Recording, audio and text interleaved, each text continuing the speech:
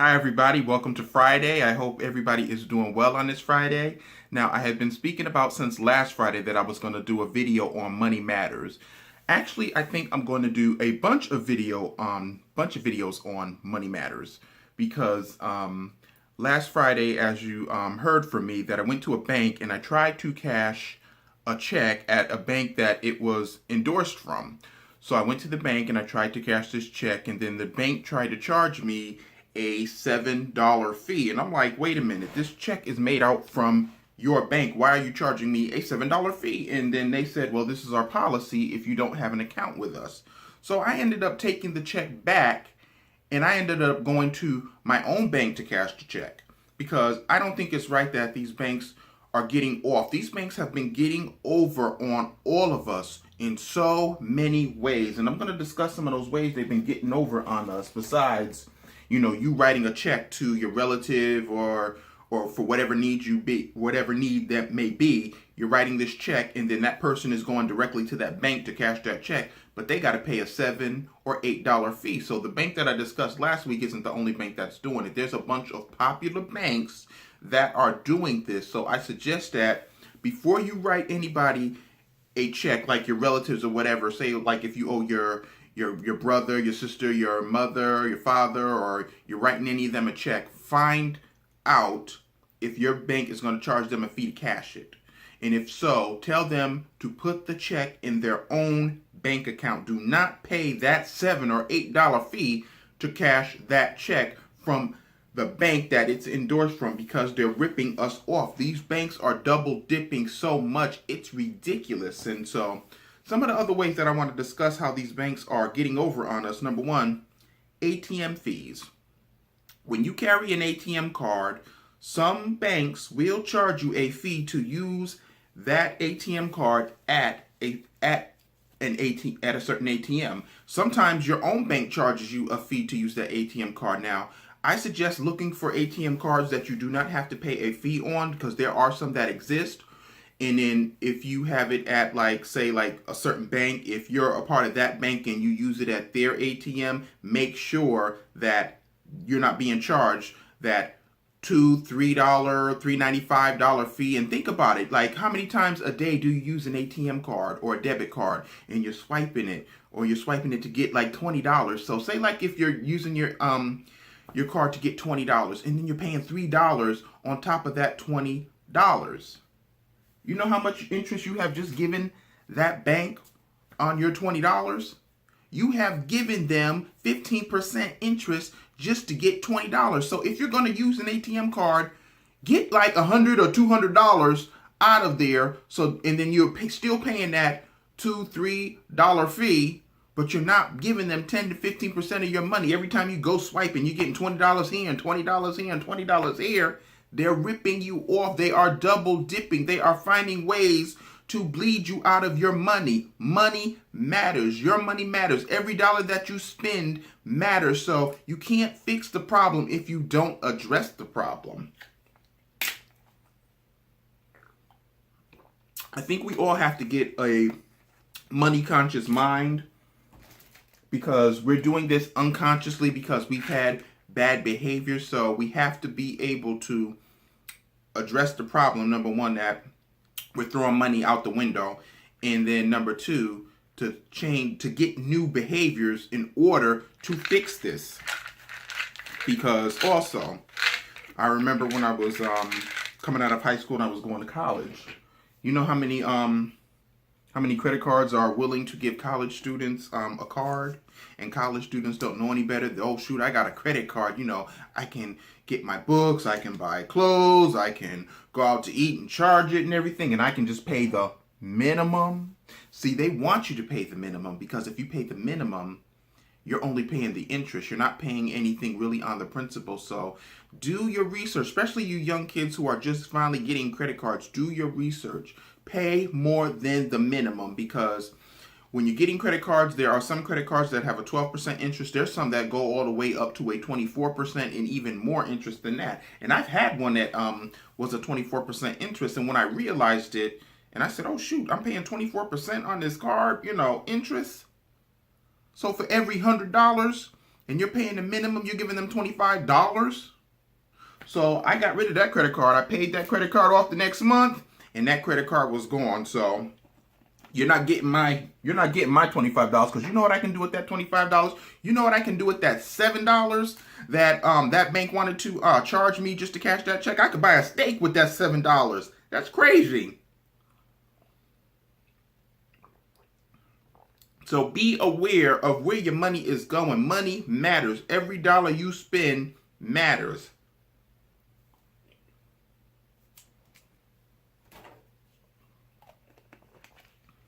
So I know the world deals in credit. That's just how our world is. Our world deals in credit for you to be able to get anything, especially when you want to make big purchases, when you want to make big purchases of houses and cars and things like that. So my godson recently just bought himself a car, and his uncle also bought himself a car. But one thing I can say about my godson, the way that he did this, he was very smart. His uncle didn't put anything down on the car.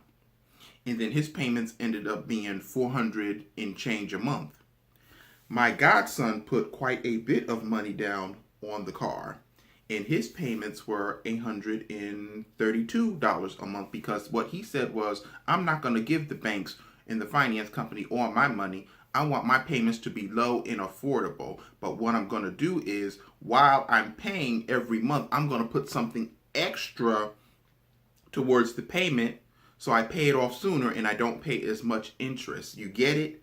So when you do have credit cards, or you do have bills that are financed and stuff like that, that charge interest and things like that, like your house bill, your car bills. So pay something extra to be able to not pay all those additional fees at the end, because this is what banks are all about. Banks are all about making money off of you. They do not care about helping you. They care about helping themselves, because you got to remember, there's a big money man at the top of that bank, and he gets a big bonus for bringing in all this money. So these are different ways they bring in money, by getting you to sign up for those credit cards, for getting you to sign up for those mortgages, for getting you to sign up for those car finance deals, and also getting you to invest in their mutual funds and stuff like that, that in CDs that they offer at their banks. Now, also, you think that they're not making money off of those CDs and mutual funds and such that you invest with them? You're only making the bare minimum. So I'm just going to give an example. This isn't the real figures, but I'm going to end up finding out the real figures, and I'm going to bring that back to you. So you got money in their mutual funds and their CDs, and they're giving you a little bit more than you get in a savings account, because savings accounts, some savings accounts, you can get like a little less than 2% interest, or up to 3%. I remember, like, back in the day, my bank was giving 4% interest. So you're in a mutual fund or a CD. The CD may be giving you 6%. The mutual fund, depending on how it rises, depending on what plans you're on, you may be getting a little bit more than that. But those banks, so say for instance, we'll just give an example. You're getting 3% additional on your money. So say you're getting 7 or 8% in your mutual funds or your CDs. There's 92% left of money that's being made on that. This is just an example. Who do you think is getting that?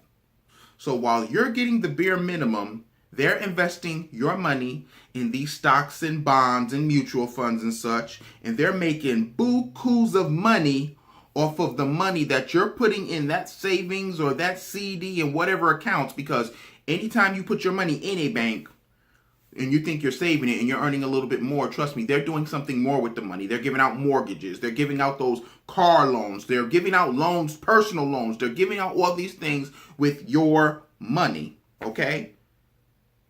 The bank didn't just automatically have all this money. You're an investor in that bank. You just don't know that, but you are an investor in that bank. So you're getting that little 8% example, and they're getting 92%. So they're making millions of dollars, and you're still a thousandaire, and you're still struggling.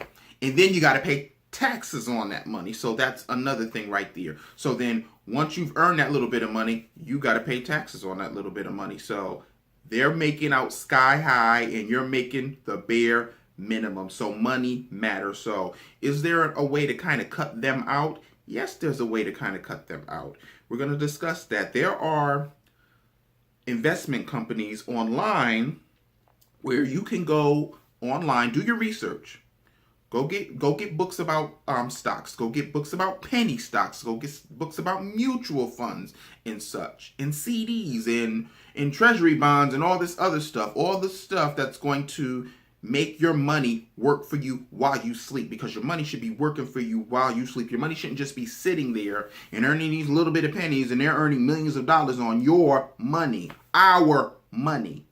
See, this video is also teaching me some things that I can do better. So this video isn't just for the young kids and the adults out there who need to make better decisions. This video is also for me, because I need to also make some better decisions. But like I said last week, it just hit me that I got to do better. So back to the subject.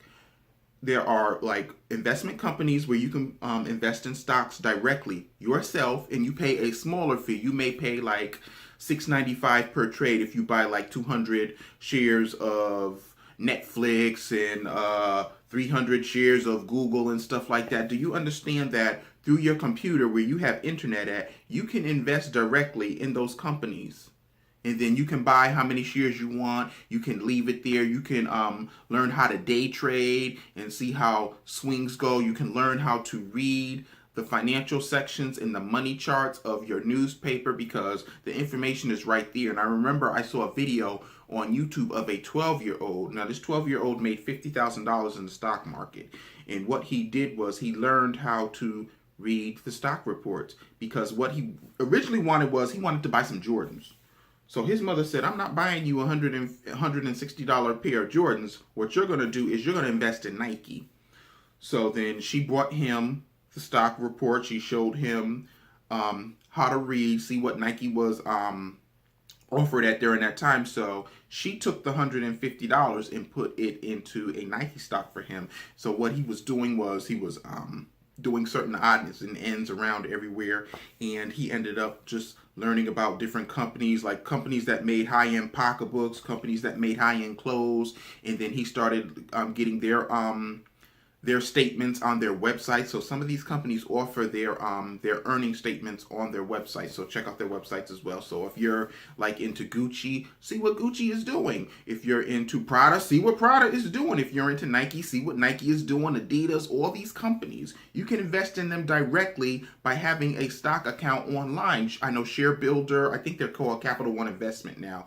They offer one.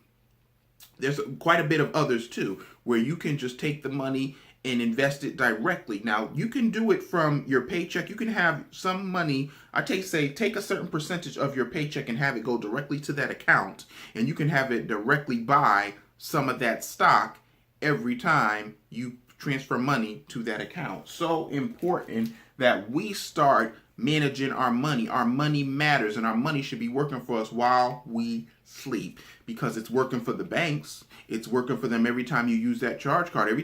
So they love when you use that charge card and you pay the interest. You're swiping it, they done made some money. So imagine how many people in this country have charge cards. One thing that my uncle taught me was when he had got his charge card, like my uncle has like a good money mind always. So my uncle would get his charge cards, he would charge something, and he would pay it off at the end of the month, so they don't make any money off of him. He has like the best credit score you could possibly get. These credit card companies or stores or whatever, they make no more money off him, because we already pay taxes on the things that we buy. Okay, so he makes sure that he pays that off at the end of the month. And he always said, if you have $10, don't go charge 20. Don't go charge 30. Don't charge more than what you have. Only charge what you have and make sure it's paid off at the end of the month. So you're keeping that money in your pocket. You're not paying them the 24% interest on that credit card. So this is about keeping more money in your pocket. This is about being money conscious. We have to be money conscious, even when we're going around and we're shopping for deals and stuff like that. So I think what I'm going to do is I'm going to continue this segment on this channel. It may be on some Fridays, every other Friday. I may do it like every other Thursday if people still love Faithful Friday, because I still want to keep the inspirational messages on this channel. But we really do need to talk about money. We are throwing away money so easily and we don't realize it. We have to have better patterns for our money. Our money has to always be working for us. We have to stop throwing away money. We have to teach our kids better money habits. Like, as opposed to saving, let's start going into investing. Let's start being an investor of money. Let's start going to the bookstore or going on YouTube and learning about stocks. Tim Sykes was in high school, and Tim Sykes had got his bar mitzvah money. And what he did was he learned how to trade penny stocks. He became a millionaire while he was in high school trading penny stocks. I think $2.5 million by the time he got out of high school. And now he teaches others how to trade penny stocks, how to be a day trader. Look up Tim Sykes. He is about money. He is about investing. He did this while he was in high school. So just imagine, if a high school student can do it, you can do it. If a high schooler can do it, why can't a middle schooler do it? Like I said, the 12-year-old, he had to be in middle school. So he was doing that. He was trading stocks and making money. He made up to $50,000, and he said, my goal is $1 million. So by the time he gets out of school, he is already a millionaire.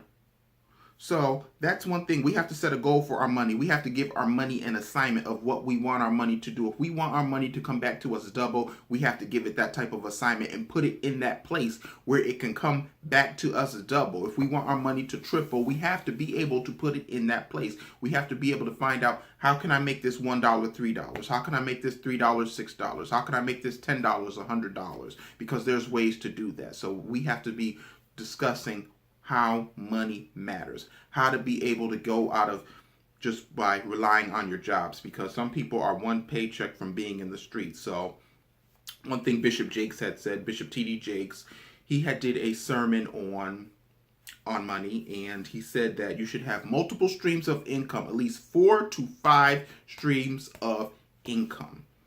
So how do you get 4 to 5 streams of income? Not just only having money coming in from your job, not just only having the money that you put in investments to work for you. How do you have multiple streams of income? So we're going to do a video on that too. Multiple streams of income. Please continue to join me for Money Matters. Please give this video a thumbs up. Share this video, because I'm going to continue to do this segment. Leave me some comments below. Let's open up the dialogue about money matters, because your money matters. Let's start having your money work for you. Let's start making additional money while just sitting there. Let's start having our money work for us. As always,